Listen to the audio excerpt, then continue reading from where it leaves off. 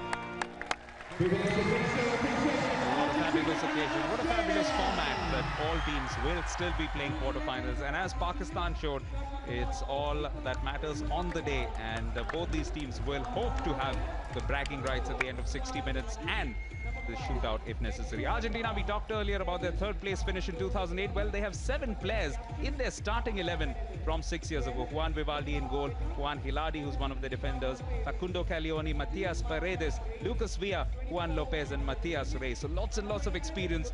Also remember, they all won the Junior World Cup back in 2005 in Rotterdam. Carlos Rete, will be banking on those experienced players to come up with yet another big performance. They've already put in 2 in this Hero Champions Trophy. Australia have only 8 players in the 18 who took part in the last Champions Trophy defence, which was successfully executed by the team. Graham Reid was coach there. Tyler Lovell is in goal for them. Chris Cirello has had 2 goals from penalty corners, as has Jeremy Hayward. And Jacob Wetton has also had a very good tournament with 2 goals for himself. Graham Reid himself, 4 gold medals in this Champions Trophy and a silver at the 1992 Barcelona Olympics. Known as Possum to his mates, and he will be hoping that his team certainly doesn't play Possum, because they will look to come out, play as positively as possible. They got a great result in their last game, beating Pakistan 3-0, and will hope to pick up from there. Our officials for today, both of them coming from South Africa. Dion Nell is joined by Peter Wright at the other end. And it has been a pretty good Hero Champions Trophy overall for everybody concerned, players, officials, and we've had a lot of fun in the commentary box as well. 59 goals from 13 matches before this. Juan Vivaldi will look to take control of this game early, while Tyler Lovell, as always, will perhaps swap between quarters with Andrew Charter, who's the other goalkeeper for Australia. Remember, 4 quarters of 15 minutes apiece, after which, if the teams are not separated, we will have the penalty shootout. It's Argentina who get things moving. Albi Celeste jerseys for them, which can sometimes make just spotting some of the players just a tad difficult. They're going from left to right, and up against them in green and gold, Australia defending their goal on the right. I'm Devan Sen, and joining me for this one, I'm sure revved up for this action and energized by the first match, is former GBR goalkeeper and Olympian Simon Mason. Well, that first game certainly did set the tone for the rest of the day, and we'd hope to see that amount of energy and enthusiasm throughout the rest of these quarterfinals. For Argentina, we'd expect to see them sitting back, soaking up some play, seeing if Ibarra at the heart of the defence can police things. It'll take Paredes in the midfield, throw the ball forward to somebody like Manini to help him support Villa and Mazzilli. The Australians, on the other hand, their brute strength has not really been complemented by a degree of finesse. There's been a lot of power and a lot of pace, but no real impact from some of their younger players. However, this man is known for impact. Chris Cirello almost bounding down the centre, just couldn't finish his entire pass, couldn't quite find Russell Ford. Some stout defending from the Argentinians. Absolutely, both teams, though it must be said, have been picking up some momentum. And Australia, while they did draw their match against Belgium, looked for major parts like the dominant team, although they did use a lot of physicality against the Belgians. 4-all in the end, and winning their last match. Now this one was deflected goalwards, just couldn't find the final touch. Matt Goads, Jamie Dwyer's cousin. Yeah, it's an easy ball fight, and Godis has led away. He's got a little bit of contact in the middle of the circle, and as he's just gone shoulder to shoulder and then popped to his left, it's an easy forehand deflection. Look at the height of that press though. Godis leading it all the way up into the Argentinian circle, forcing Argentina back out to the left-hand side. So Australia setting an early precedent that they're going to want to push the Argentinians back to the flanks. Again, a midfield ball, well won, just at the edge. Looking to spin around and find some space for himself was Jake Wetton. Already had 2 goals in this Hero Champions Trophy. Outstanding player who comes from Queensland. But this time it's been given away for the first time, perhaps, for Argentina. A chance to build on something of their own. It's their inspirational skipper, Matias Paredes. Here's Lucas Villa. Got Paredes inside the box, looking for him as well. And the first touch came off the defender. Could have been dangerous. Jeremy Hayward was first to it, but Tyler Lovell did well. Kavanagh, in fact, was the defender. Well, that passenger play is exactly what Argentina want. They want to steal it in deep defence, having been patient, and then counter-attack with 3 versus 3.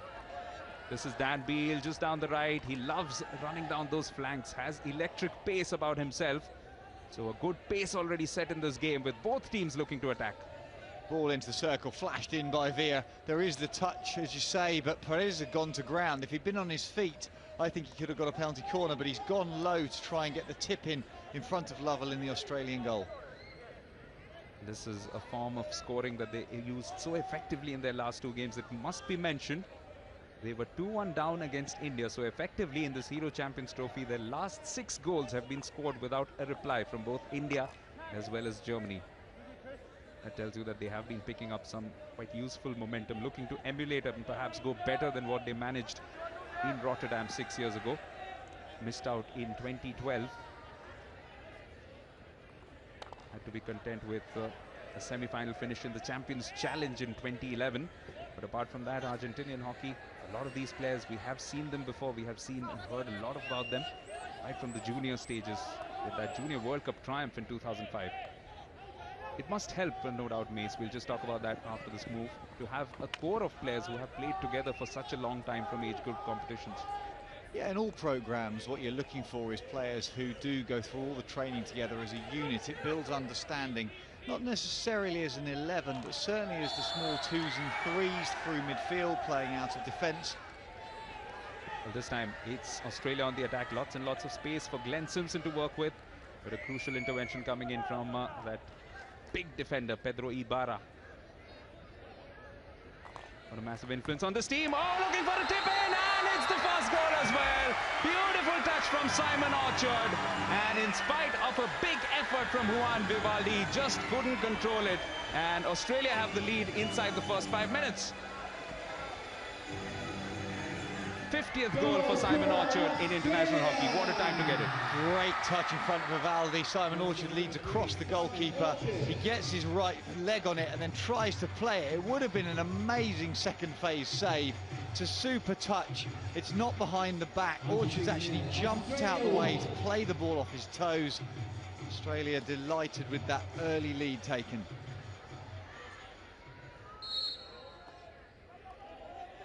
Guess what though? In the second quarter-final, Australia have scored at exactly the same time that Netherlands did in the first. So they will be hoping, the Aussies will be hoping that history doesn't repeat itself. Lightning doesn't strike twice, and any other cliche which comes to mind. Because the first quarter-final saw quite a turnaround. But this will probably open the game up a little bit more. Yeah, and Argentina needs to be more sensible about playing those bottom corners, because having turned it over, Wetton comes away. He's not got a lot in front of him. But Argentina need to hold the ball. They're not going to be effective running 1-on-4. They'll get away 1-on-2, but obviously Coach Retegui questioning why you would go into that kind of congestion. And, he knows exactly what it's like to come up against Australia. Was part of the team which lost one of their biggest defeats, 3-8 in 2003. And Simon Orchard had set the ball rolling beautifully. It's a great ball drilled across from Russell Ford. It's a touch off the toes. It's nearly an exceptional save. Vivaldi, good right leg, and then just the ball's got too much momentum. Orchard again, the goal scorer, nearly setting this one up for his teammates. Daniel Beale inside, the man who captained the under-21 squad at the Junior Hockey World Cup last December in New Delhi. So some players who have some good form, some good experience coming into this big event. And remember, they're missing a lot of big names. So that just tells you about the exceptional strength in depth in Australian hockey at the moment.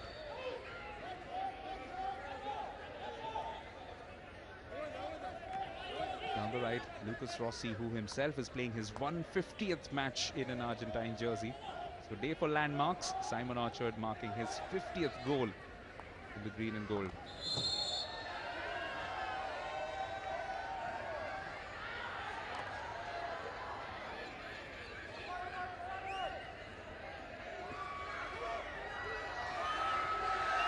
Now this is a lovely roving run through the middle, and it's that man Tom Craig who has impressed so much. He's grown so much across these last few games, not in terms of height, but in terms of his exceptional ability. We don't grow any more in height. He's a massive man as it is. But yeah, he's kind of come from nowhere onto the burst onto the scene and starting just to deliver some bits and pieces in and around the circle. Not yet consistently, but he's getting there. Well, Argentina showed in their second pool encounter against India that they have that capacity to come back and to do so twice, falling behind by 1-0, then by 2-1, eventually winning it 4-2. They will need that kind of resolve against the 13 times champions. And Rossi's been robbed. He felt he should have had a free hit as the ball came through, but he'd been stick checked. But in appealing to the umpire, Peter Wright beneath us in the commentary box. He's given away possession. Delightful bit of passing play from the Australians. Lining it up, going for a shot as well. That wasn't too bad. Not a bad idea from Flynn Ogilvie, who's already had his first goal in international hockey in this tournament. An exceptional passage of play before that. Some passes which were done so effortlessly.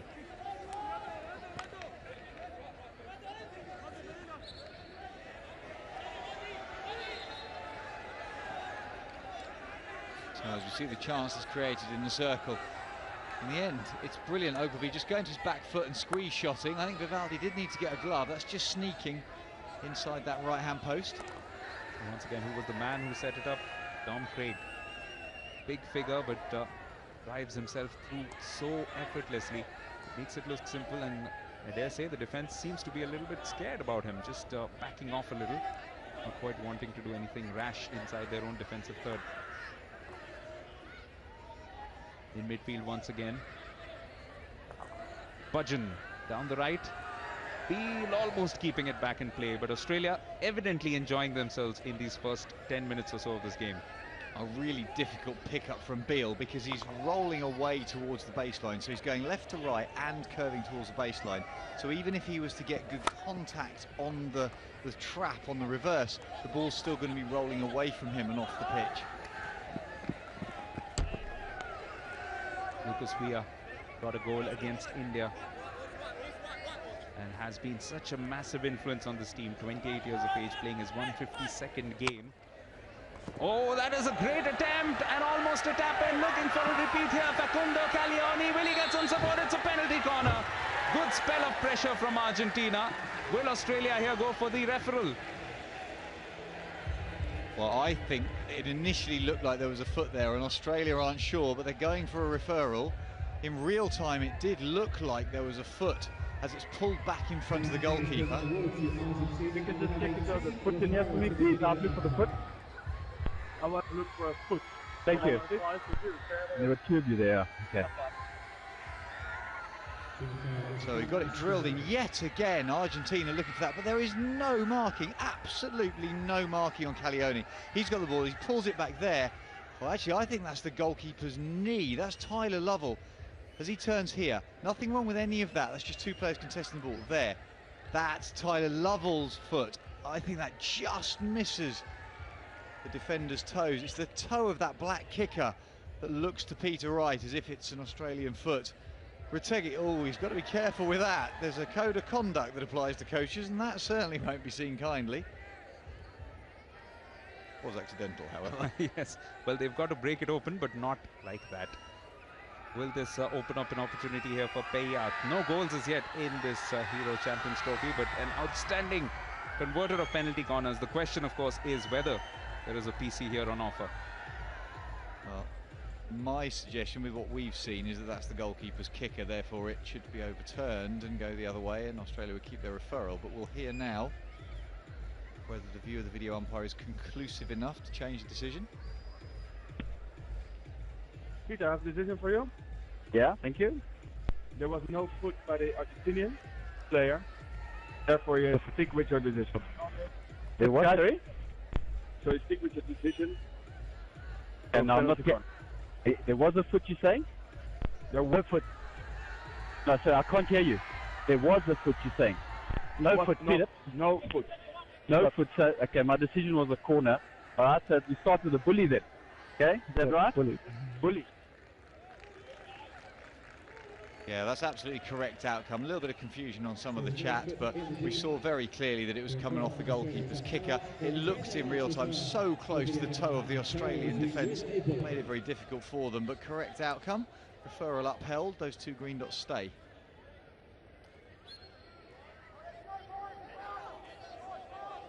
Australia getting away with that one, and will be quite pleased with themselves. But early warning signs, that long ball coming in from a distance, it has been used so effectively by so many teams.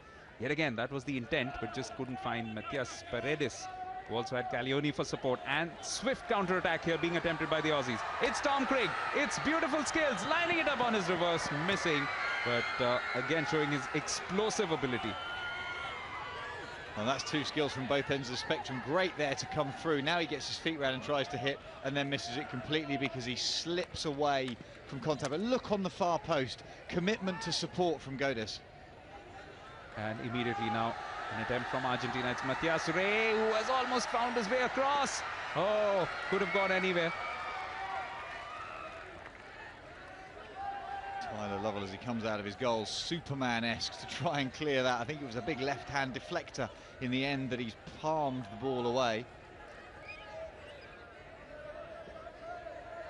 Yes, the big decision here will be, what does Graham Reid do? Will he keep Lovell on? Well, you see the ball floated through. It's a great ball through, and it's a 50-50. Now as the goalkeeper goes forward, he goes left-hand. He doesn't want to swing his stick.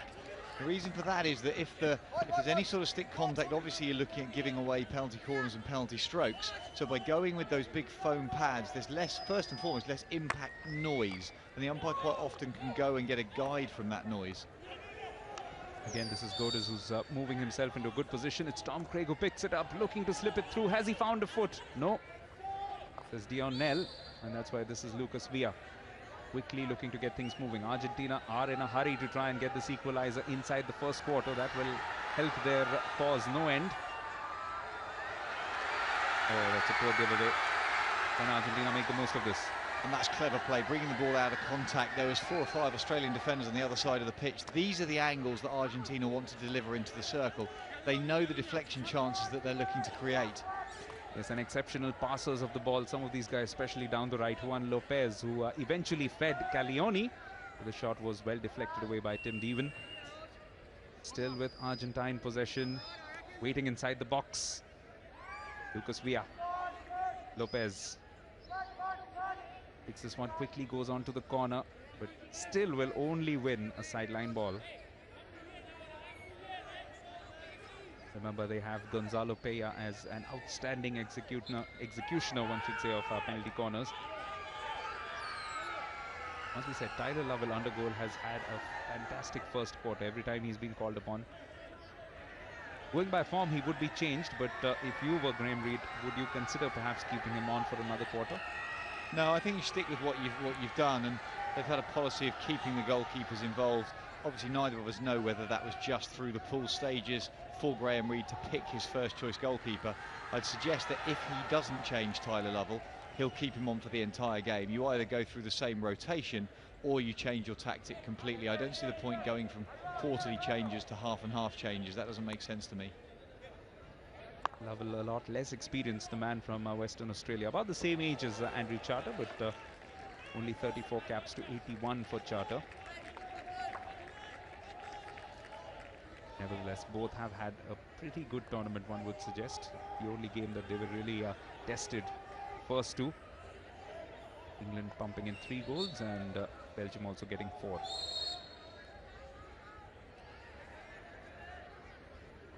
And Dion Nell going in just to have a quick look. There's a suggestion that the ball was high on Ciriello.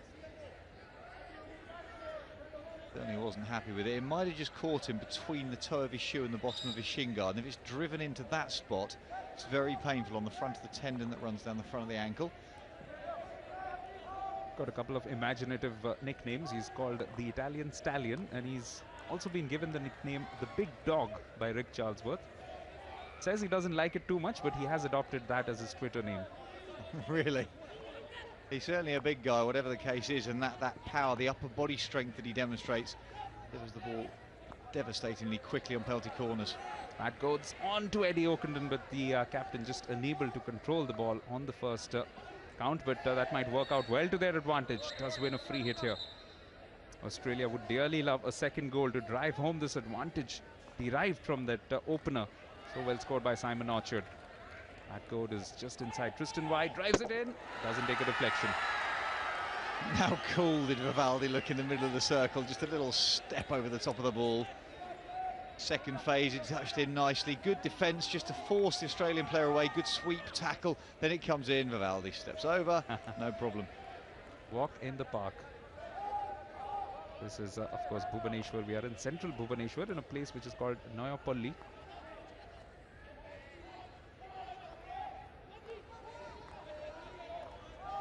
Tristan White sweeping it through, finds Jake Wetton.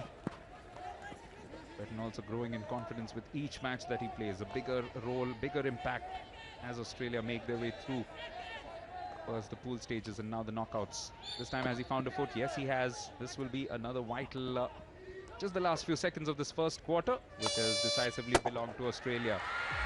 At the end of the first 15 minutes in this match, the scoreline Argentina 0, Australia 1.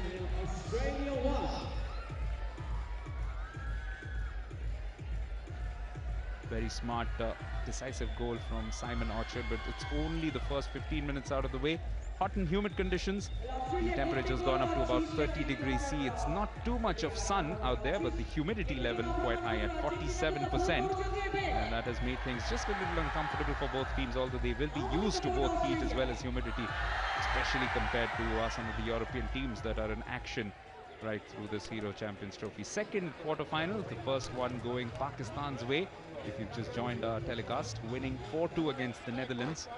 That'll mean that the Dutch will have to now play for places 5 through to 8, while Pakistan will be fighting for a podium finish when they play their semi-final. Whom against?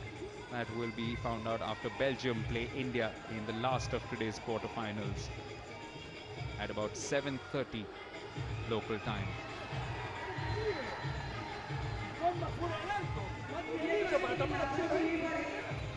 An animated Carlos Retegi, Simon Mason alongside me. What all could he be suggesting the team to do better here? Well, they've done okay at this moment in time, but I think they need to look at where they're getting to. So that body movement suggests that they're faking to go to the air and then sliding the ball through to midfield.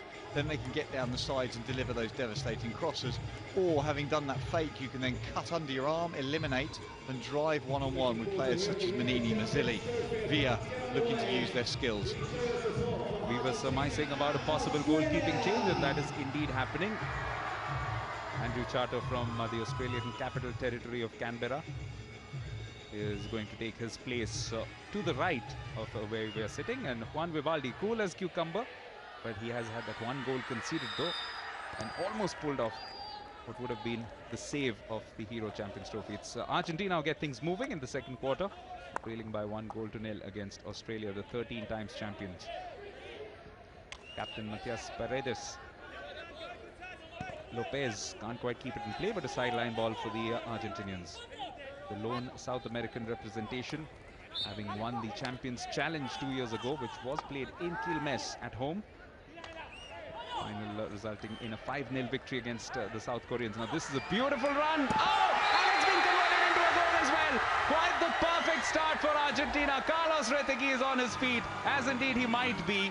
The last touch coming in from the captain, Matias Paredes, who has registered his second goal. This is all about the skills down the baseline. Look at this from Villa. Ball to the air, left and right, eyes are up, pokes it in for the shot to goal, and that's a fantastic poacher's finish. But this skill and vision is what sets the whole thing up. Nothing that Charter can do in the Australian goal. This is beautiful from Villa. Caglioni gets it goalwards-ish, but Paredes is there to supply the final touch. All three of just about the same age. All three were part of the 2008 Champions Trophy, and they have combined to create some special Latin American magic here. Paredes with his second goal in this Hero Champions Trophy. 16th minute strike from him, field goal, but in all accounts that should go down perhaps as 1/3 credit for him, because Lucas Villa with majority of it, and also a beautiful layup from Facundo Caglioni. Yeah, and looking at it tactically, it's just a surprise that Australia are allowing Argentina to get to the space they want to go, bottom right. If I was some basic level of coaching, you'd expect the press to be forcing Argentina to their left-hand side. Argentina now a man down as Piat sees green. Yes, just a temporary advantage. A couple of minutes in the sin bin for Gonzalo Peña. And can Australia take advantage of that? It's Jacob Vetten who's doing well down the baseline. Scrambling, defending eventually by Hilardi.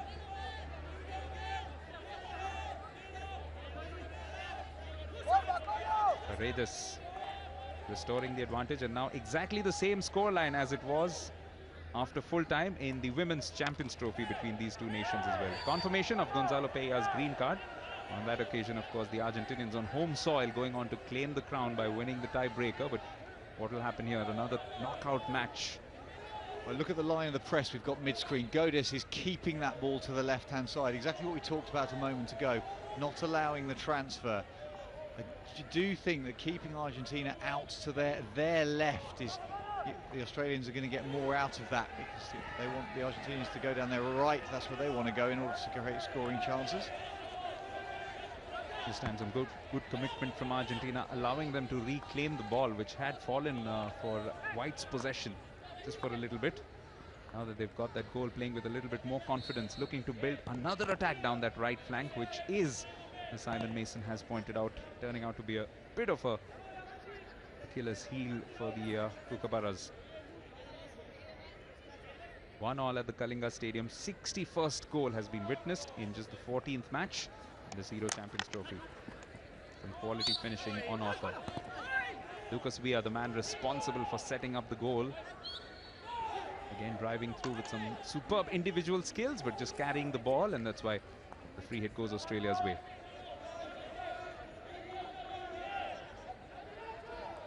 Even Glenn Simpson, man from Victoria, going all the way back to Chris Cirello and recycling from the right. Simon Orchard, the goal scorer, but cannot retain possession. Here he comes straight back in as that 2 minutes is up on the field, and will jog into the heart of the Argentinian defence. Wouldn't surprise me if Argentina start going to the air occasionally. They'll look for long diagonal aerials to try and get into the deep Australian defence. There we go. Not so much diagonal that time, however, they will go into that long ball to go one-on-one. That's where the strengths of their players lie. Paredes scoring another field goal, which means that Argentina, just like Germany, are still the only two teams yet to score from a penalty corner in this Euro Champions Trophy. And when you have a player of Gonzalo Peña's ability, that does sound like a bit surprising, but that's probably a hat tip to the other teams, that they've done well enough not to create too many chances, or not to allow too many chances for the Argentinians. Well, and that's the big thing, is that Argentina haven't had a flurry of penalty corners in any game, really, compared back to the World Cup, where they were winning a reasonable number, and Peña was on fire. I mean, given the chance to get a flick away, he was scoring past all the international goalkeepers with frightening regularity. This is another good run coming in from the man they called Manuel Brunet. And he has won a sideline ball for Argentina, what they wouldn't give to get an advantage in this second quarter, but that's rather careless. He's given the ball away. It's a chance for Australia to build on a counter-offensive of their own. Simon Orchard does well to keep his footing after slipping initially. All the way down the right. Glenn Simpson finding Russell Ford, goes out for a sideline ball. Argentina needs to step out. There's too much time here to allow the ball to be drilled in. All of a sudden, Fergus Kavanagh had all the time in the world to look up and pick a pass. The Argentinian deep defence holds shape, but they have to make sure they get at least one midfield player to step out and through to the point of their defence. Line to goal, defending the easy ball in. And almost in a perfect quadrilateral or a polygon perhaps, just getting the ball back into an attacking position. Australia once again looking to bomb something in down from the right flank. Eventually Jake Wetton does win a sideline ball, a long corner for his team. This has been sent in. Oh, and a snapshot, just couldn't get it on target, but much better from Australia. Yeah, that's a much better passage of play. Rusty Ford in the end trying to pick, turn and smash first time. Not getting it on target in the end, but it was two first touches that went through.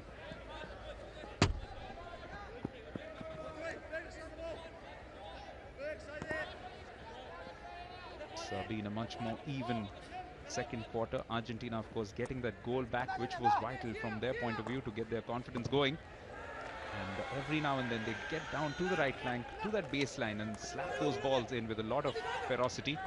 Juan Lopez again looking to repeat the same. Strikes a free hit out of the relatively inexperienced Matty Dawson there. Nice little lifted ball in to get along the baseline. Manini unable to do anything with it, and it hits his foot. Peter Wright, perfect position on top of that exchange to make sure he gets the decision right. Umpires here really moving around the pitch to try the best they can to get in the right places so their view's not obscured by the players.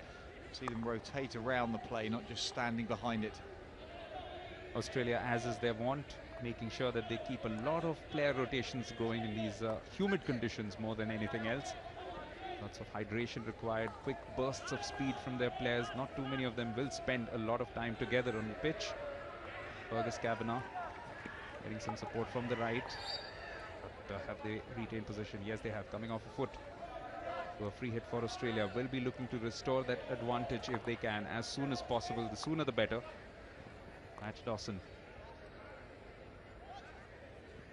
Arjun just slipping but still retains composure.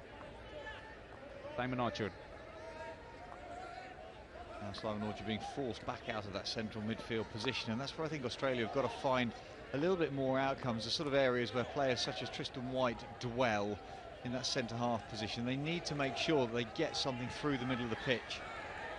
Matias Paredes with, again, another explosive bit of running of his own, and just towards the end, bit of a heavy touch, otherwise nearly took on so many Australians by himself. He's just flicking his stick out, the ball runs away from him. That's a great first flick and bit of balance, but he's a metre short of where he needs to be. Exquisite individual skills in this Argentina team, right from attack to defense, and that is what makes them an attractive team to watch.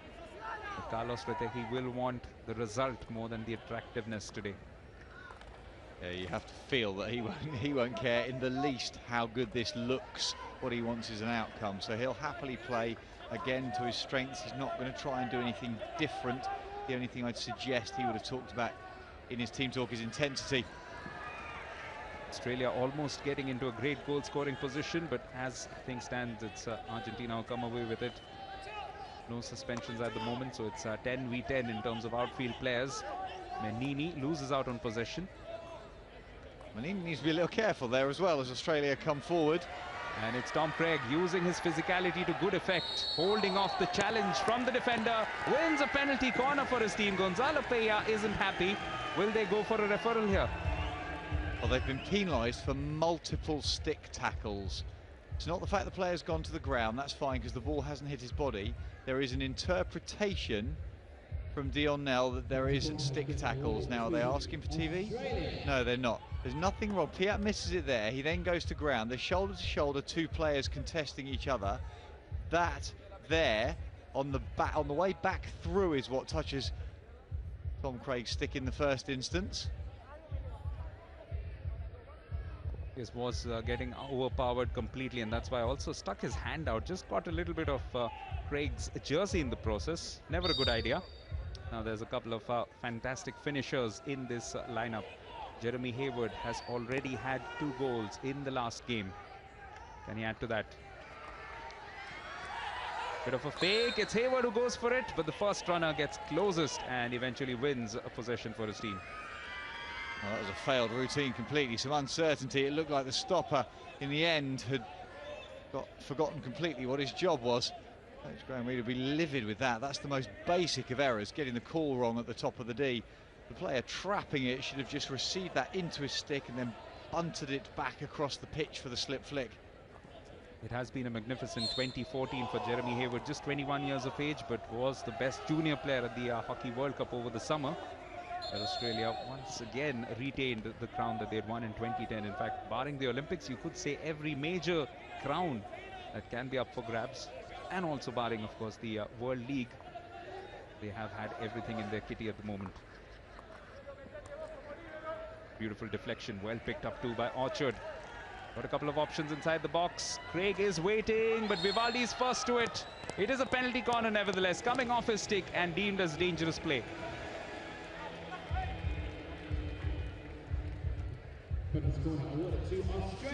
Still no Cirello. So play goes down the baseline, super individual skill. I thought for a moment the ball had gone off, but it's kept on brilliantly by Orchard. Vivaldi comes out, I think about a metre slow, so he's on a full extension save with his right hand. There, if he'd been able, look at the angle of the glove, if he'd attacked that with his shoulder up slightly more, it would have been a more effective flat barrier.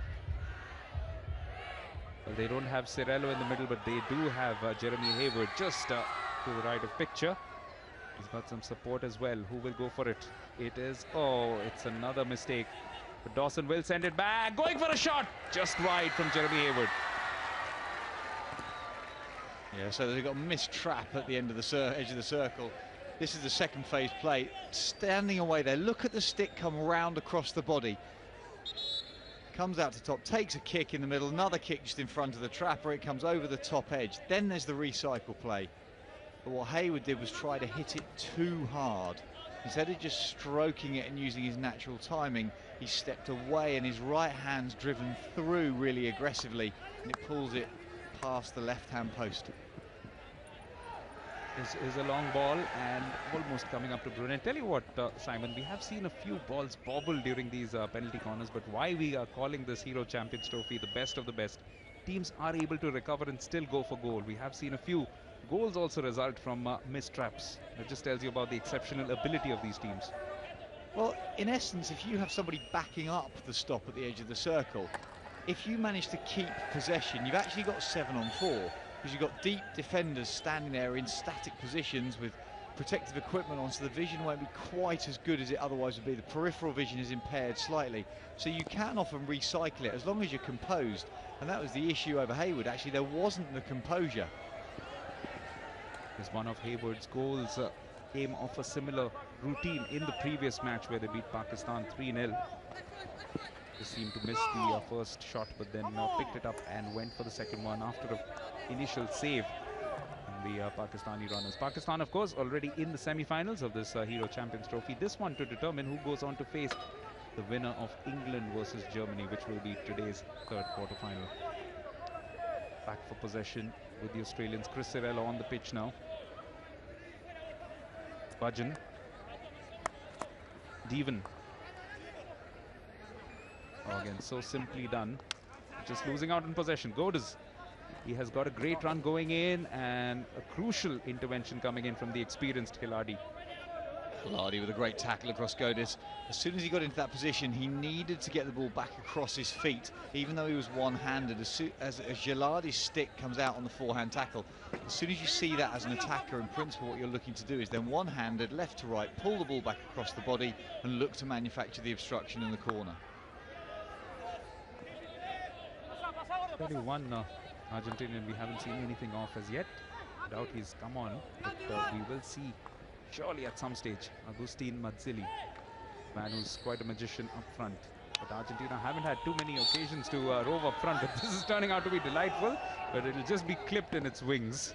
Manuel Brunet was making it look like a stroll in the park. Yeah, Manuel Brunet as he drove down the right midfield channel. Superb one-on-one skills. Oh, this is coming. It's been missed by the first defender. Could have been a snapshot opportunity. Caglioni again goes for it. Oh, that could have gone anywhere. Yet again, the angle of pass into the circle. There's no defending. At a zone defence, you have to front mark that player, even if you're not man-to-man. And ultimately, young Flynn Ogilvie doing well just to create a physical barrier. Otherwise, Caglioni had a sight of goal. And who knows, with his finishing ability, has an eye for the spectacular, could have come up with one of the best goals thus far of the Hero Champions Trophy. As things stand, we are into the last minute of this first half, which has been quite engrossing. 1-1 at the moment. Paredes just calming things down in the middle, recognising where we are in this second quarter, knowing that there's no point forcing the ball because the Australians can then counter-attack with numbers. They will absolutely charge through this last 45 seconds. Tom Craig doing the running to try and keep Argentina to one side. Going down the left, sending the ball in, hoping rather than any realistic ability there for Trevisan to get to the ball. But they have won this free hit with just about 15 seconds to go. Yeah, ball bobbling out of play by Australia. Sent in from the reverse, needed to be clean defending, and that was the case from Devon. And eventually the clearance comes in as well. That is the end of that in terms of the second quarter. And it means at halftime, this quarterfinal is beautifully poised. Argentina 1, Australia 1. Fantastic goals, first from Simon Orchard, and then another beautiful field goal from Matias Paredes, which means, of course, that Argentina haven't as yet scored from a penalty corner. They almost got one, but it was overturned thanks to a decisive and correct reversal, or referral rather, from the Australian squad. That's why this match is very, very closely poised. Argentina did find that equalizer, and they will need to find a little bit more in the tank. But it's been a much more competitive second quarter compared to the first. 1 goal for Australia in the first quarter, 1 to Argentina in the second. This match is still pretty much up for gaps in this entire fixture. This to decide, remember, who plays either one of England or Germany. Halftime score, Argentina 1, Australia 1.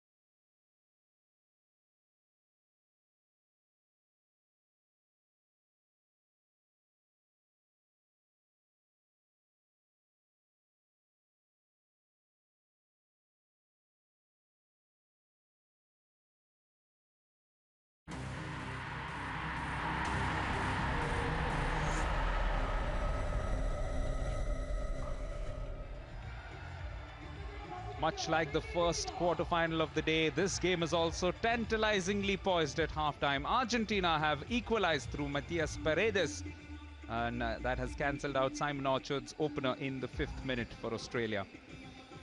Big game. Simon Mason alongside me just to analyse what has been quite an entertaining first 30 minutes.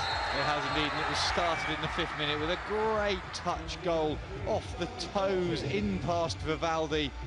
Almost an incredible second phase save, but wasn't to be. Argentina then came down through their favourite channel at the start of that second quarter. That three-man weave across the face of goal. Villa to start with, onto Gaglione, and then Paredes touching it in at the far post with great awareness. Good body position to launch himself at the ball, so the deflection goes into the goal rather than skewing back across it. And what these numbers do tell you that perhaps Australia has, on the whole, dominated the balance of play, but Argentina, a few times that they've had those baseline balls, it looks like Australians, even if they had sledgehammers in their hands rather than hockey sticks, they wouldn't be able to take it away. Yeah, that's true, and I think, however, from Australian perspective, they'll be just a little concerned about their defensive shape, where they're allowing Argentina to get to. Those stats show that they've had possessions quite even, but Argentina is sitting back in their defensive zone and then just going into the top right-hand pocket and dribbling and smashing it in from there. You could draw a box on a coaching board and say, don't let them go there. They'll get no outcomes. So the Aussies need to change some stuff slightly with their shape. Some familiar signs, some familiar slogans which come out every time that the Aussies take to the sporting field in any sport of their choice, and that is something which is magnificent about this nation. Lots and lots of quality, and they do take this sport quite seriously and also have a lot of fun, which is exactly what these girls also seem to be having. Some outstanding attendances, Simon, and it's heartening to see. Oh, there's a number 10. Not quite sure if is that for Paredes or perhaps for another famous number 10. Well, right here, let's attribute it to Paredes because he's a great player and deserves that kind of accolade. But the support here has just been across the board for all the teams. The crowds build as the day goes on. Great initiatives by the hosts to start with to get colleges, schools and workers into the stadium to create that atmosphere. Important for the teams to feel there is that interest. Just to remind you that there are 2 sessions of play, so the evening session will feature England against Germany, and then the big one, which I'm sure all of Bhubaneswar will be eagerly waiting for, Belgium against India. And after India's performance in their last match against the Netherlands, who will fault the locals for being quite excited about the entire thing. But this is a match which is still up for grabs. Both teams have an equal opportunity with the scoreline at 1-1. Anything could still happen yet in this game, and that's why it will be of great importance what has been passed on to the players by coaches of the respective teams, Carlos Retehi and Graham Reid. Graham Reid is just about ready for a pitchside interview.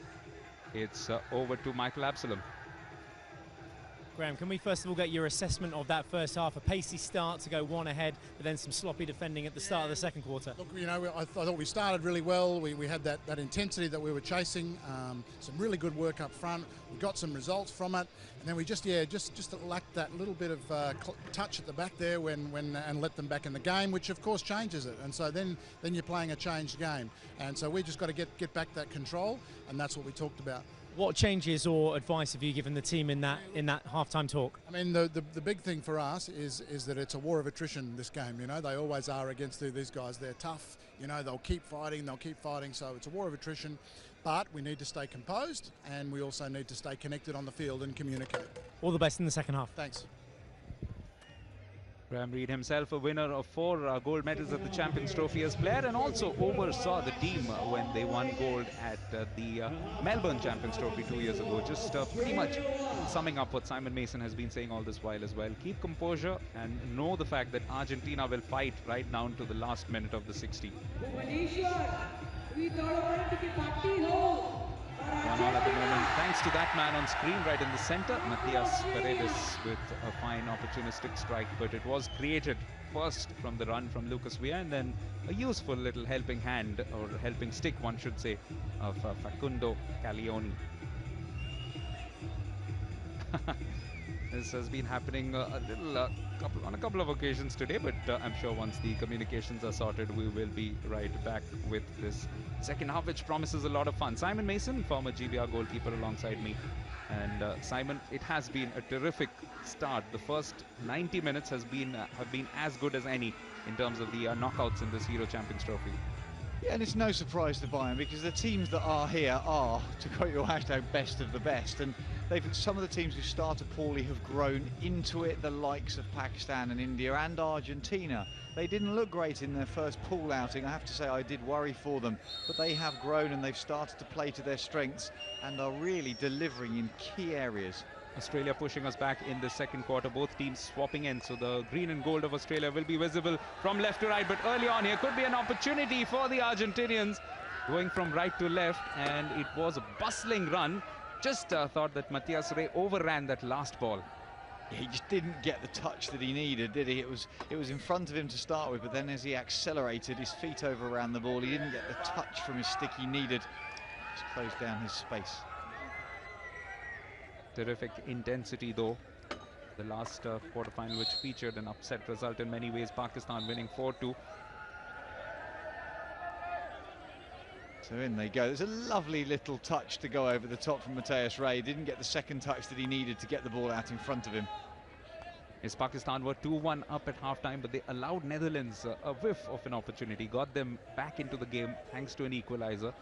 But Argentina's perspective, they are, it must be said, the underdogs in this match, because Australia are playing their 193rd Champions Trophy game. No other team has played as many matches in this particular competition. That's just a tribute to their consistency, both of their results as well as of their appearances. Argentina, in contrast, just playing their 29th.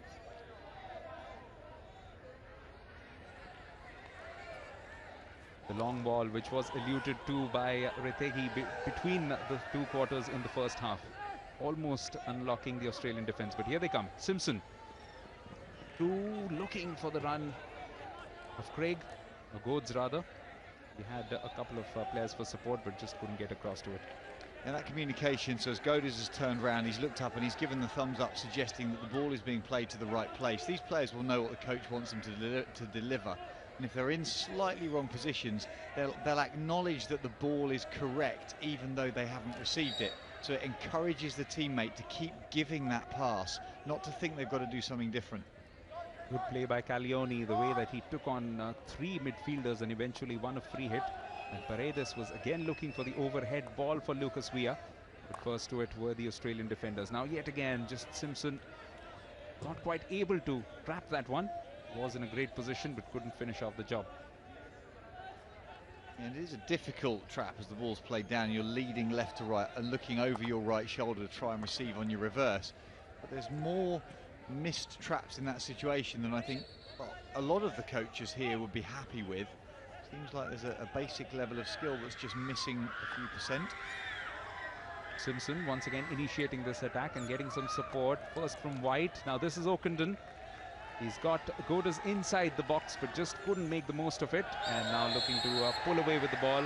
Rossi does win a free hit for his own team. Well, Rossi has absolutely set him up. Look at that. He's just held his stick there and drawn the contact. It's not pretty from Goads coming back, but Rossi knows exactly what he's doing. As you are driving out of defence or through midfield, if you've got a defender off either shoulder, if you simply allow the ball to drift in that direction, you can draw the contact, normally just to win the free hit. Another one of that school of 2005, Lucas Rossi, winning the Junior Hockey World Cup, and perhaps this is finally the time that they are beginning to deliver. Confirmation of the card which was given to Goads for the previous offence.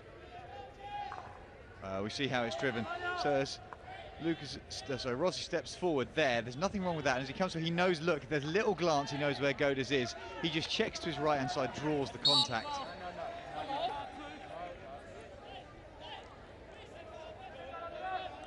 What is it about Argentinians and wily old foxes on the field? Know exactly what they're doing most of the time. I think what's incredible at this level is the awareness of the players, not only of what they're doing and what they need to do next, but the spatial awareness. the peripheral vision to know what the passing opportunities are across this very, very big field when they're trying to control a ball that's so small. It was a useful through ball, but Wetton just couldn't get it under his control. It was Cirello who sent the ball in and had just got the defense napping for a little while. Argentina need to be careful. Need to begin, of course, with their tight defense, which they are actually very well known for and used to quite good effect, it must be said, at Den Haag during the Summer World Cup, finishing with a bronze medal finish.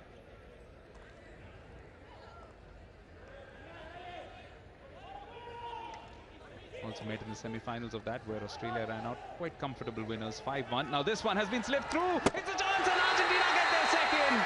It's Manuel Brunet who has the last touch, but yet again, like the previous goal, it was a beautifully worked team effort for Carlos Reteji's Argentina. The first goal was a three-man passing move. That was exactly the same.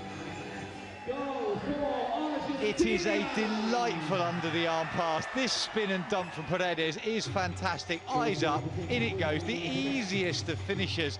This sets everything up. Overlapping run. That's a beautiful bit of right hand to open the face of the stick to get the lift to go across the goal. It wasn't the most simple of finish. Brunet had to play through the line of the ball to ensure it was on goal. Nothing much that Tyler Lovell could have done there. The replacement goalkeeper who's come on again in place of Andrew Charter. Terrific finish, but just as much credit both to Matias Paredes for initiating that effort, and then the last touch just before Brunet coming in from Menini.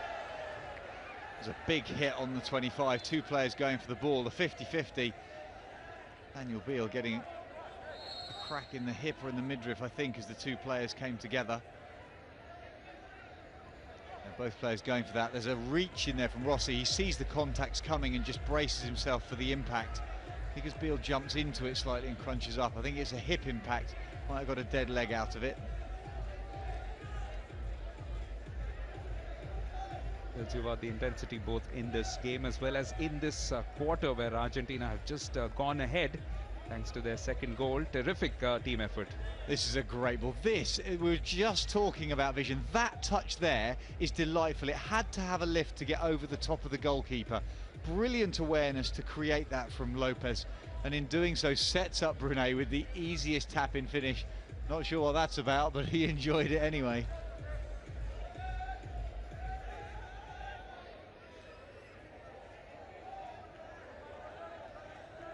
Well, he has definitely silenced the Aussies for the moment, but there is still a lot of hockey to be played. But are we looking at what might be termed as a second upset result? Mind you, the way that the two teams have performed, we did surmise before the match that it was very difficult to call this one.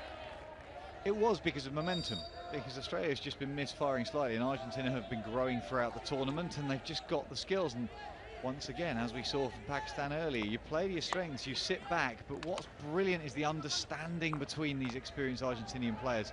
Dawson with the pass in, which was beautifully received by Craig, who's walked all the way down the baseline. Penalty corner for Australia. Argentina not too happy. And a couple of words being exchanged as well. So action hotting up here on this blue turf, setting it ablaze, are Australia and Argentina here in Bhubaneswar. It was great skill down the baseline from Tom Craig. Balls come in. Look at this tight control. Good foot round. Either way, ding, ding, ding. Little hint of a stick obstruction, which is what Rossi was asking for. He then pulls it back onto a foot, which is fine, and there's a little bit of handbags in the middle of the circle. There's a hint of a stick obstruction, but it was an Australian corner. Without a doubt. It wasn't against Rossi. He wasn't penalised, but there was a foot. Yes, and let's just say nobody applied the brakes on time as the action went on. But this is that opening which Australia would have been looking for to get their second back. Oh, it's a fantastic finish. Jeremy Hayward with his third for this Hero Champions Trophy. He now draws level with Sam Ward, Mink van der Weerden and Mohammad Irfan of Pakistan with 3 goals. This comes out and is trapped clean, plants the front foot and rotates round it. Vivaldi could possibly have done better, but it's a slingshot. He picks it in there, whips it out. That changes the direction. Vivaldi doesn't read it early because it goes over his left-hand glove. Postman nowhere near it. be described as a polite applause in the end from Graham Reid, because he knows the job is far from over. The Australian defence has exposed a few deficiencies, and that's exactly what they'll be looking to try and address in these remaining 24 minutes or so in this match. Here's Lucas Villa again, almost getting it into the box. Does get some support though. Mazzilli, good to see him out there. Yeah, he's finally made his way in. We haven't seen him or mentioned him at all. And off that note, he's bound to now do something fantastic and score. With a standard format for us commentators, we mention someone if something happens. This has been smashed in, but not with any accuracy at all. Looking for those deflections again. The scorer of the equaliser. This is the corner. Look, it goes straight over the top of Vivaldi's hand. It's the power that he generates. You step off the front foot and rotate the hips and shoulders. That's what creates the power. It's that slow, quick drag and whip. And Vivaldi, A, doesn't read it, and then B, just can't get there because of the pace. Somewhat reminiscent of a couple of players from other teams, Mink van der Weyden as well as Rupinder Pal Singh. They also have that huge flick of the wrist, and they also like going for that top right. Yeah, and what the average watcher doesn't appreciate is the stresses that puts on the lower limbs, because you have to plant that front foot to give you the anchor. We've seen in earlier games, Mink van der Weyden planted and slipped. And by creating that anchor, you then drive the entire body weight over and through that front leg, rotating the hips and the shoulders. This is Orchard. It's taken a bit of a deflection, but it's come pretty much from outside of the box, which is why this has been given as a sideline ball, but it was an Argentinian stick right at the end of it. Good spell of pressure here from Australia. If they can reclaim the lead in this match, that will do their confidence a world of good. Well, I'm surprised there in the first instance that Manny Brunet got away with that, because it was a massive stick obstruction that you could see from our camera angle. But then the contact doesn't surprise me. That's a bit horrible. We could see a card here quite easily, because it was ugly from Jeremy Hayward. We didn't know. Yes, he's a young man who is prone to do some of these silly things. Oh, look at this stick obstruction there. There's definite lead with the stick from Brunet into the tackle to try and protect the ball. Nothing wrong with the contact, but gets away with it slightly. It's a really difficult line for the umpires. It's almost impossible for them to see, given the line of the tackle. This was Tom Craig, who was charging down the right flank, but picked up by the Argentinian defense. Some desperate defending, eventually getting the ball away, but a decision going in favor of the Aussies. Russell Ford will take the sideline ball. It's where the empathy, the umpires, the understanding that they have is so important, because stick obstruction is only stick obstruction if you move the stick away from the ball. You are allowed to accelerate, you're allowed to stop, you're allowed to change direction and turn. This is a couple of fortunate attempts which nearly found the ball right on a platter for Daniel Beale, and he'll be disappointed he didn't at least extract a save out of Vivaldi there. It's 3 or 4 deflections. Rusty Ford getting his feet round well and pulling it back to Beale. That's a great little drop off. Beale, yes, you're absolutely right, Devine. Should have got something on target. But this is looking much better from Australia. As I say that, Craig almost loses possession, but still with the green and gold. They'll be looking to finish this second, or rather the third quarter, on a high. Remember, if the score stays level after 60 minutes, we will see the shootout for the first time in this Euro Champions Trophy. But this is a good position here. Beale goes down to ground under contact. There's a hint of a push, and we have seen corners during the course of this competition. To me, that's in the circle. I've seen corners given for less. Instead, it's a free hit for the Argentinians. So a terrific spell of pressure, which has rewarded them with a goal for the Aussies, and this is what they're known for. This is why they are holders of this championship as well. 5 consecutive Champions trophies, more possession in this game, and even in the other numbers they have lauded over Argentina. But Argentina, it must be said, have made the most of whatever little chances they've had. Well, that's the issue. You see, Australia only 50% conversion from penetrations into shots. Argentina with 100% conversion. 5 circle penetrations, 5 shots. Sorry, 4 and 4. I'm completely misreading the stats on my own screen. Let's beat that kind of a day, and still lots more to come. England, Germany Belgium, India making up the remaining quarterfinalists. Yet to come on what is a massive, massive day. The first judgment days of sorts in this Euro Champions Trophy. Now this will be whipped in, but first to it is the Argentinian midfielder. Yet it's been picked up here by Ford. Good ball through, almost finding his way there in. It's young Ogilvy, might be a follow-up shot, and it lands inside the goal. It's young Daniel Beal. Massive, massive moment it could turn out to be. Needed to get that finish, and he's done that. He has got that, and we're looking down to the right of our commentary position. I wondered if the Argentinians were going to go to replay. It seemed there was a hint of third man obstruction in the middle of the circle.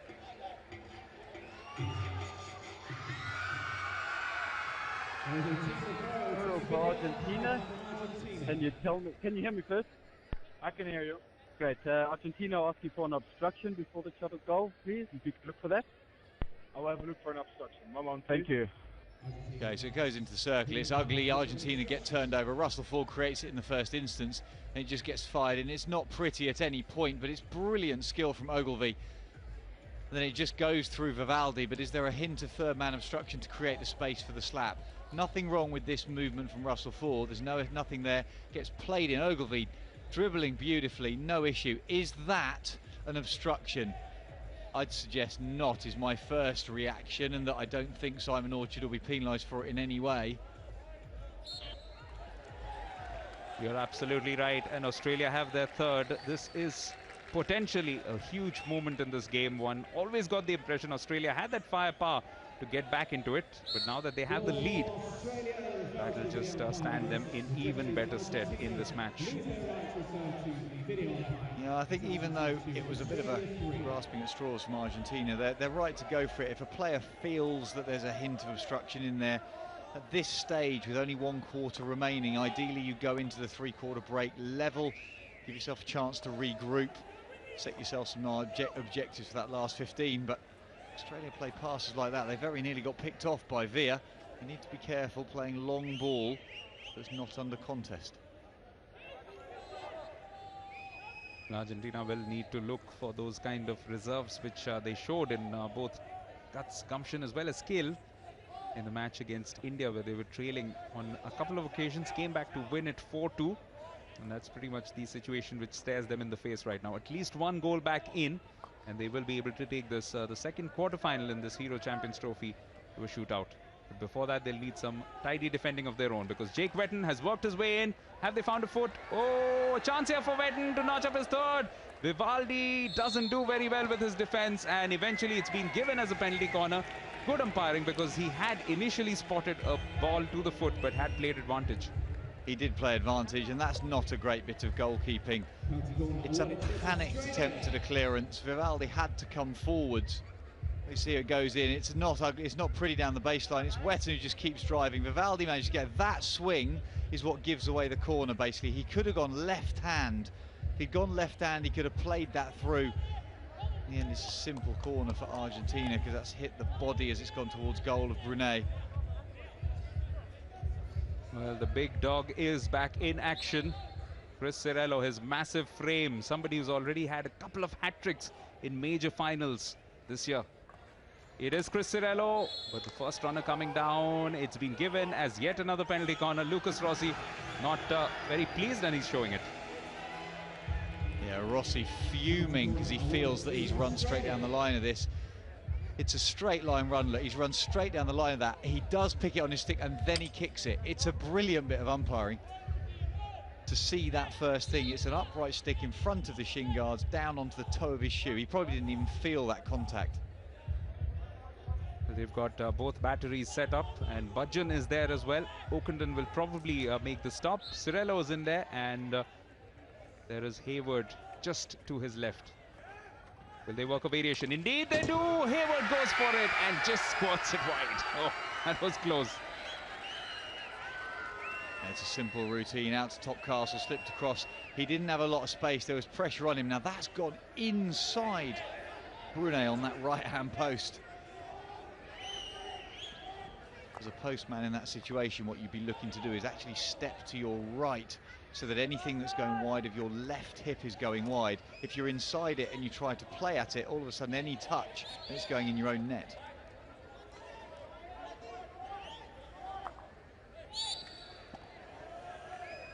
Well, Hayward must have been great at geometry because he got a very acute angle between the runner. Well, it's gone here. There's pressure on him, but we look in, it goes inside the postman. Postman's step left. That's where the postman has to step the other way. If you're going to protect that channel, you're helping your goalkeeper.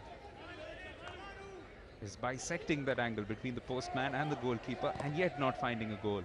So very, very close but no cigar.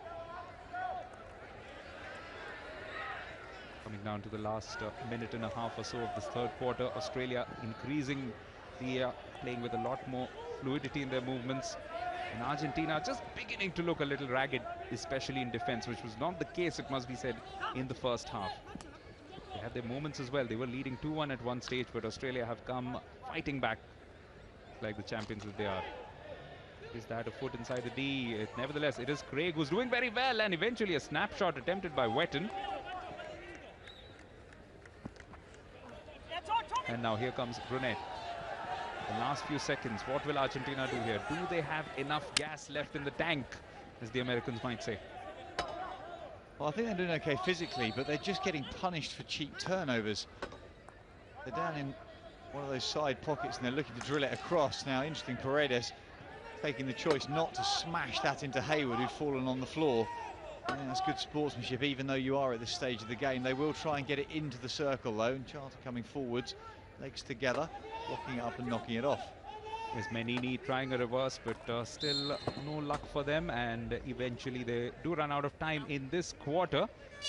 And after 3 quarters in this game, this match going a little bit towards the way of the defending champions. It's Argentina 2, Australia 3.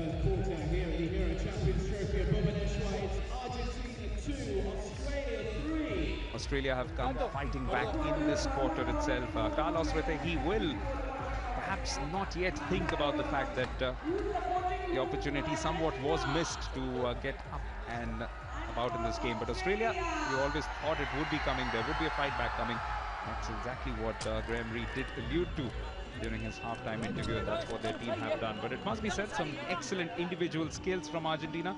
But they need to put it together as one comprehensive package, as they did both against Germany as well as in the previous encounter in the pool stages against India, to give their fans something to cheer about. Argentina fighting to get back into semi-final contention, and for that they'll need to get at least one goal inside the last 15 minutes of regulation time in this second quarterfinal of the Hero Champions Trophy. A quemar jugando por abajo, continuación de jugada, atacarles el pie izquierdo y a partir de ahí es vertical. Come back firing, Simon, in most of the quarters, and that is exactly what they'll be expected to do, but it will be difficult now because Australia are beginning to find some great rhythm. Yeah, they're finding some great rhythm, but they're also just forcing the Argentinians into different areas. We haven't seen them get into that bottom right-hand pocket in that third quarter very much. They need to then just rework how they're going to get there. Are they going to go out to the left-hand side and then shift round? Are they going to go left and then go crossfield aerial? They've got that overhead threat from Piat, and they can, if they can just draw the Australian press out to them, there is the space in behind it if they can get enough height on that overhead. Flag fluttering just a little bit, indicative of just some kind of a breeze which will make things a little more comfortable. Sun is also just beginning to go down here. It's just about 3 p.m. Local time in the afternoon, and it's Australia who get things moving and immediately look to charge through the left flank of theirs, but eventually the ball possession does fall to the Argentinians. Argentina need to find that equalizer, need to find it quickly to be on target for what will, if they record it, be only their second victory in 5 attempts in the history of the Champions Trophy against Australia. 1987 lost out 4-1, 2003 in Amstelveen lost 3-8, then lost 6-0 in 2006, but their last meeting in 2008, even though Australia went on to win the championship in Rotterdam, the Argentinians did win 2-1. Matty Dawson looking to scoop this one up.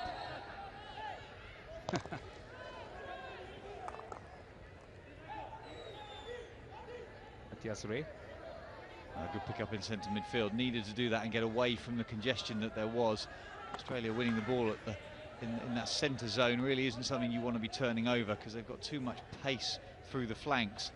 Argentina, on the other hand, just need to bring it out to those midfield channels, left and right, away from contact. opens up better passing lanes, and they can then use those one-on-one skills that have been so effective so far this competition. The contrast is evident here. Much more length in terms of the passes being played by the Australians, while Argentinians prefer getting into those little triangles, short passes.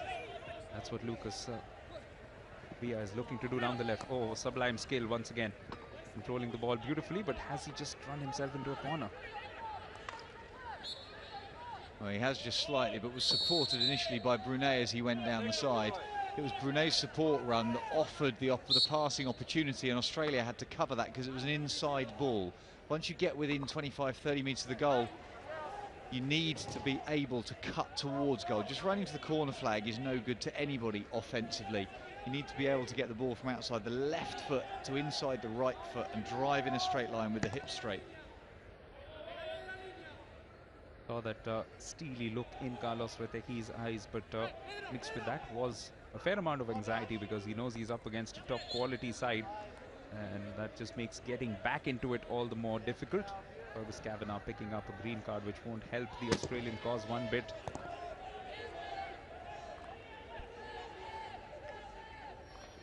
Still a bit of time left in this match. Still time for a few twists to the tail. Yeah, great commitment from Ockenden as he goes over to the bench, sliding full length to try to intercept. And there will be moments in these last 12 minutes when we're looking to really put the screws on with Argentina. This is where Argentina have their best chance yet again. A sublime effort, but Charter does exceedingly well. Might be a follow-up opportunity, doesn't come their way. Facundo Caglioni not happy. Yeah, absolutely right, but it was back sticks in the circle. Goalkeeper's picked up a knock down beneath us, but as play goes on, that's a corner. That's for knocking the ball away. That is absolutely obvious. It's immature. Yes. And Hilali pointing to the other side, but that's not going to help his cause one bit, because when you've given away PC, it's actually a chance for Australia. Well, this was the Argentinian counter-attack, floated down the middle. It's very, very good bit of goalkeeping from Charter, who steps out. He takes a knock. I think the ball hits him on the top of the knee.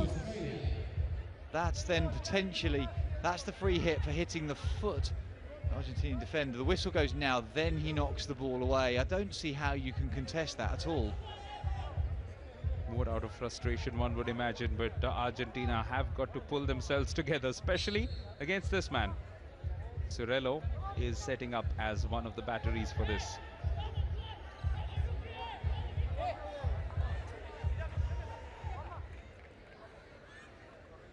Let's see, Cirello, will he go for this, or will they look to work a variation? Doesn't seem to have too many batteries alongside. It is Cirello, and it is the 4th goal for Australia.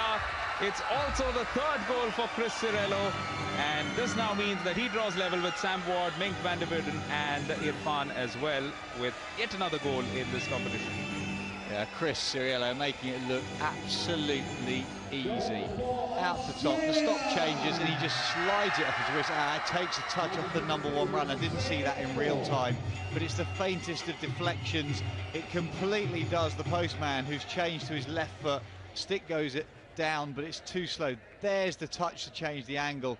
Vivaldi's toes deflecting it in towards his postman. Absolutely no help for him at all. Almost impossible to stop with that combination of touches. As the horse just bolted from the stable here from Argentina's perspective. They were 2-1 up at one stage, but it has been a magnificent comeback into this game, showing what stuff champions are made of from Australia. Yes, indeed, and it's just been patient build-up. It hasn't been exceptional Australian play. But as Argentina tire slightly, a little bit lack of discipline every now and again, and you get punished for it. Here come Argentina. Can they find this one goal to set up a grandstand finish to this quarterfinal? Oh, terrific steal right in defense from young Matty Dawson.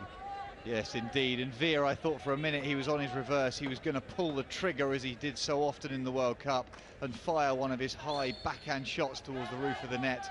It's what he does so well. The angle of the run was exactly right. If you're cutting right to left across the pitch, that's when you can pull through on the backhand.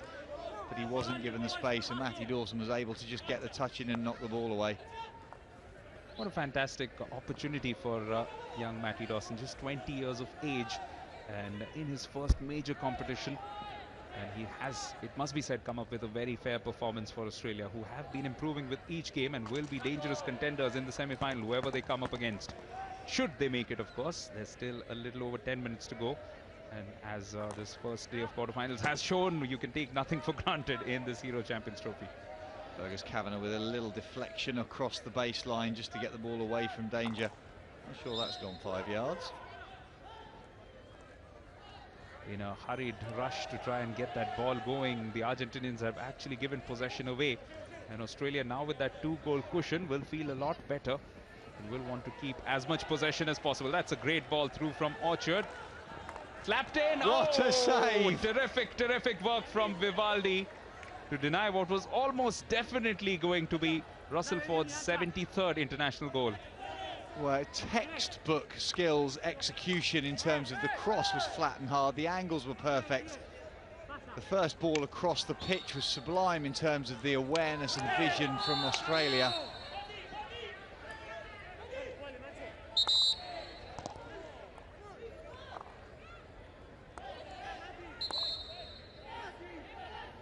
There's been a card here for the Argentinians, and that will not make their work any easier. No, I think it's Australia, sorry to Brian to say that, I think it's Australia who've gone off with the yellow card for breaking down play. It's Ockenden who's taking his seat down there for minimum of 5 minutes. We saw this proving to be a pivotal point in the last quarter-final when there was a 10-minute suspension for one of the Dutch players, Sander Bart. Australia have the benefit, of course, of having the scoreline on their side. Good skills in central midfield. That's really well done from Beale. And Simpson now releasing Wetton on the left. He's got Orchard and Russell Ford moving into goal-scoring positions, but cool, calm, collected defending from Gonzalo Payat, who will be very disappointed as yet because not had any goal-scoring opportunities today. Ockenden has had a goal before, but at the moment he has a card. And a moment ago, that man denying Australia yet another goal. Piat goes to the air. We talked about them possibly going a little bit more into the overheads as they tried to force the game slightly. Brunet finding Lucas Villa, who's so good when he needs to just hold on to possession of the ball, has also winning free hits for his team. He's gone into the D, very frustrated, bangs the turf in exasperation. I'm not sure there was anything wrong with what happened as he went into the D. He was looking for 2 or 3 stick tackles at times. Ha! Has come down with snow on it. I think pretty much like Hiladi, Villa's reaction more to do with just a frustration, recognizing this situation, because Argentina have again played a good game, but on the whole they've been outplayed thus far. There is time yet. They're working those passes in. This was hit rather desperately by Ibarra. Well, here we see Villa trying to dink and jink his way into the circle, feels that he got stick checked, and now showing his displeasure as he's asking for it, bashing his stick into the turf. I've seen players do that when the stick comes back and hits them in the face because it bounces off the floor so much. Is maybe just helping out those in charge of the ground, telling them there's enough water. Now this is Tom Craig at the other end. A 5th goal here will almost definitely seal the issue for the Aussies. Leno Gilby, great skill, cutting it back in as well. It surprises me that's not a corner, because Ogilvy definitely got checked as he came in. No contact there, but here there is contact. That's missed the ball, it's taken his feet away from him. Not sure how that can't be perceived to be a foul. Right deciding otherwise, it's not going to be a corner for Australia. Wadi Aladi, one of the more experienced and as a result one of the more aged players in this squad, was making a few lapses in the last few minutes. Now this time there was a chance to move into the box from Brunet, but beautiful bit of defending from Australia. That'll gladden the hearts of most Kookaburra supporters and especially coach Graham Reid, because they've shown that they can not only come back into a game but also hold on to the lead, but they'll need to do so for the next 6 minutes. Orchard on to Ford. Craig is up front. Orchard holding up the ball. Craig is in the middle, but Ford was making a beautiful run for it.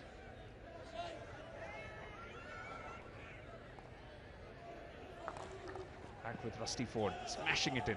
That was nearly an incredible ball across to Danny Beale, who'd come all the way up the right-hand side. Not to be in Argentina, that's a hopeful ball from Villa. It was never going to get there with just a push. That's terrific commitment from Craig, doing all that he could, literally gliding along the floor because he needed to keep that one in play. Back with the Argentinians into the last 5 minutes or so. If they can find one goal that can just spark their spirit somewhat, but you get the impression, just looking at the overall body language of the two teams, that Australia are, thanks to this fourth goal, cruising it. Yeah, it's a long drag. He's such a powerful man. As soon as he can open up his shoulders, there's the touch to the number one runner, and indeed the postman should have done better. No danger of it not going out the circle. Nonchalant. He's got a very interesting India connection as well. His maternal grandfather, Rudolf Pacheco, actually played for the Indian hockey team. Every day's a school day. This is Lucas Villa down the left, getting into the middle, sweeping it through, looking for Mazzilli, but he's not had any impact whatsoever on this game, and that has no doubt contributed somewhat to the attacking flair being left to the other players, and perhaps lacking just that little 10% extra that they might have had. Now this is Tom Craig. Oh, good work from him, but eventually dispossessed. Mazzilli. Who can he find? He's almost found Paredes. But first to it here is Fergus Kavanagh. Tom Craig again looking for Kavanagh. The interception nearly comes in from Ibarra, but it does fall for Kavanagh. Turn back in. Oh, that could so easily have been another goal for the Aussies and would have finished the deal off. But Ogilvy denied by some good goalkeeping. That's two outstanding saves from Vivaldi. This is the second one. A moment ago he made another diving save. That one left hand high, good body position. It's about all that Ogilvy could do. He actually gets too close to it, so doesn't get contact with the head of the stick. It's the grip. Terrific commitment though from both teams, and Australia knowing that they just need to hold off the Argentinian attacks, and they will have seen themselves through yet to another semi-final performance. Has been a good all-round team effort from them, right from goal as well as to the forward line.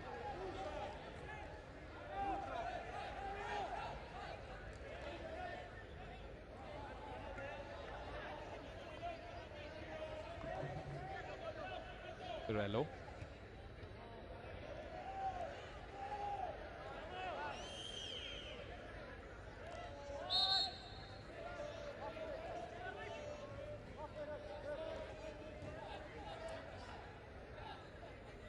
This has been lobbed up by Cirello, looking for Beale, one of 4 goal scorers today for Australia. The other goals coming in, of course, from Simon Orchard, Jeremy Hayward, as well as Chris Cirello from the penalty corner just in this fourth quarter.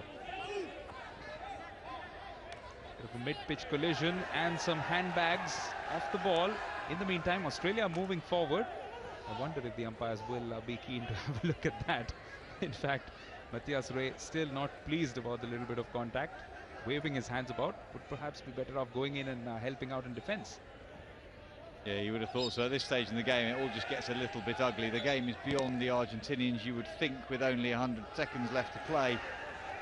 The umpires just need to keep an eye on this. Nobody wants to pick up any unnecessary knocks and injuries and even cards at this stage of the game. Just to explain, even if they do go down here, which looks the most likely result here for Argentina, they will have an opportunity to fight for 5th to 8th places, and they will take on the team which emerges as the loser from the quarterfinal between England and Germany, which is of course also the quarterfinal to follow. This has been slapped in with some pace. It's well received, good bit of control. He's working himself into a goal scoring position. Lucas Villa, oh, well defended. Yeah, Lucas Villa would have done better just to tuck that onto the body of the Australian defender. Cynical, but would have been effective. This time it does happen in their favour, because Tim Deven has had that ball. He's claiming it's come onto his hand, and no harm in any case, because Australia have that referral in any case. suggest they've gone just to video one referral. guy, yeah, the rest. Eddie Ocken is going to ask the Team question. referral, Australia. Looking for a foot there. Yeah, you can look at the 5 and see as well. My judgment was it's okay, but you can have a look. But let's go for the foot. Yeah. Dion, can you please repeat the question slowly? Thank you. Okay, good. Well, I think what Eddie Ockenden's appealing against is actually the height of the ball into the circle. I'm not sure there's a question about whether it hit the foot or not. That seems pretty clear off Tim Deven. But there's a suggestion that the original ball in was high. Remember, it's not about height, it's about danger. I will have a look if the ball travels 5 meters. Hey! Let's get out. Just get out there, guys. Okay, actually, just to clarify, sorry, that's about, the question is about whether it's moved 5 yards before it comes in or not. So we'll need to go back slightly before that. Before it gets played in, there's no question of it hitting the foot. It did hit the foot. There's no question of danger, which I first thought the question was. So it's about, we'll need a longer replay. It's about whether it initially moves 5 yards. Whether it moves 5 yards from the sideline. Now that's a diagonal line in, so we can't really base it on the marker on the baseline. Well, Dion Nell's original decision was a penalty corner, so will there be sufficient evidence to overturn it? Right, so it goes from the sideline here. We're looking for 5 yards. It's in, it's in, it's in, it's in. Is that 5 yards? So that's a really tough call. There's no markings on the pitch to really relate to. It's a diagonal running line, so again it's the hypotenuse of a triangle as you're trying to look at markings on the sidelines. Ask Hayward, he's the expert at geometry, as he showed earlier with a couple of his penalty corner attempts. Yeah, I mean this, well, if it was my job, I'd struggle to overrule this, only because look how far from the 5 yard mark he is. He's coming into the 5 yard mark on a diagonal line. That's going to be somewhere, well, to me that's kind of somewhere between 4 and 6. It certainly isn't up to 6, but it'll be a tough one to overrule, you would feel. Could lead to an exciting finish. The ball has not traveled 5 meters before it entered the circle, so therefore you continue with the pulley.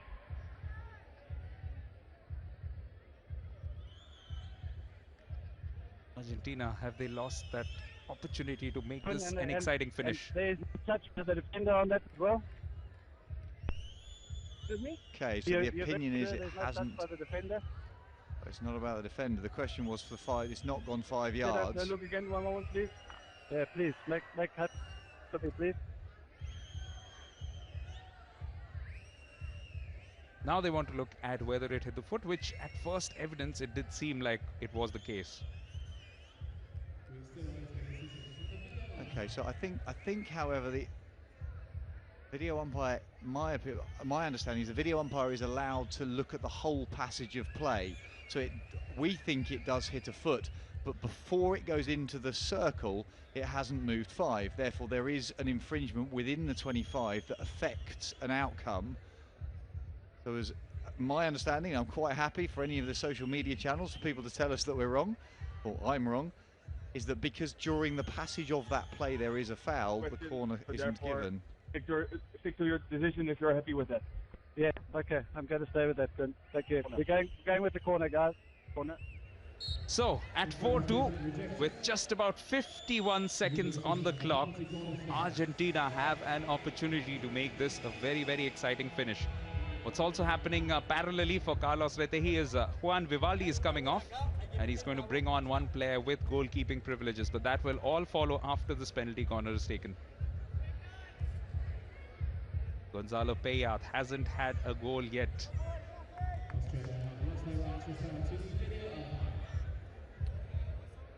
I know you mentioned that, but you're allowed to substitute at penalty corners? The Argentinian goalkeeper has come off the pitch. What's more, there is no Payat at the moment, so they will have to depend on some of their other players. But Pedro Ibarra in particular is an expert at these set pieces. This one for 3-4. It takes a couple of wicked deflections. Another penalty corner.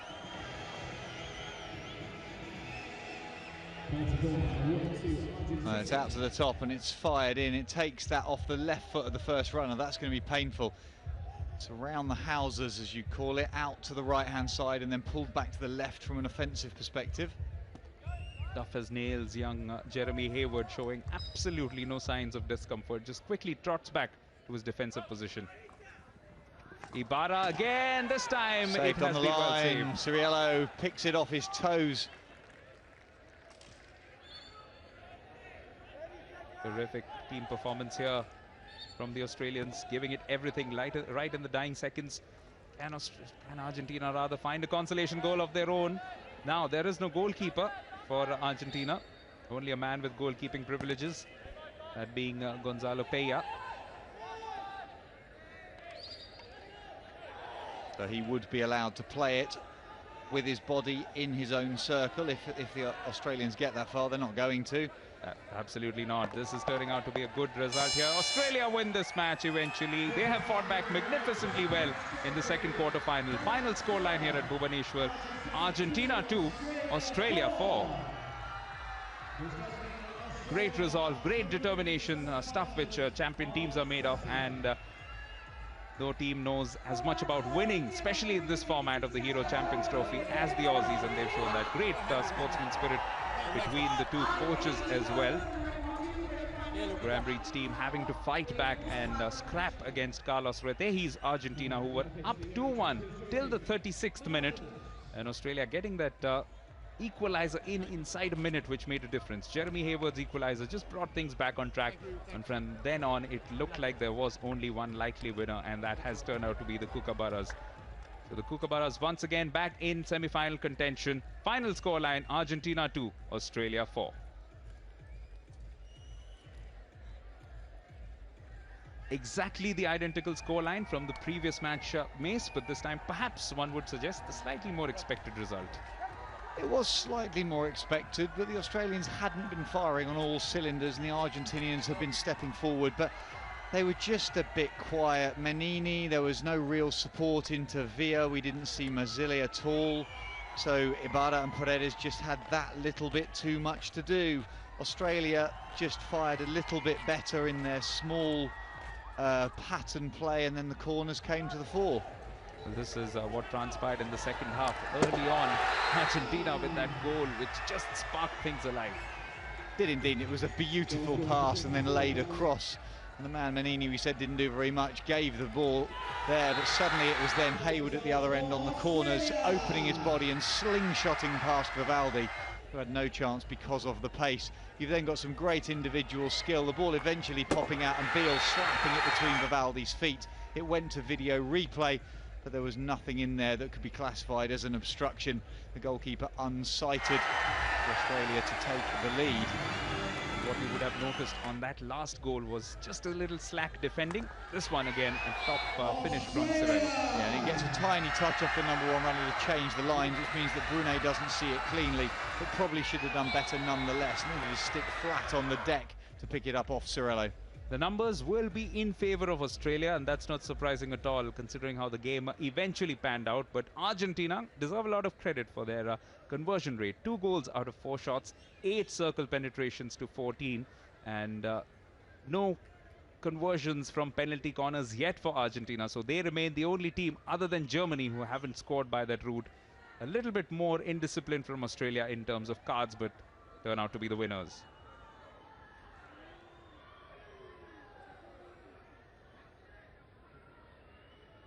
Australia the winners in this match, the champions from the last 5 editions. Let's go over to Michael Absalom for the post-match presentation of this Australian victory over Argentina. Good afternoon and welcome along to the post-match presentation for this Hero Champions Trophy 2014, the game between Australia and Argentina. Now we are joined by the president of the SIH, Leandro Negre, joins us. Thank you very much to give this cheque for 25,000 rupees and the Man of the Match trophy to today's Man of the Match. It's Thomas Craig!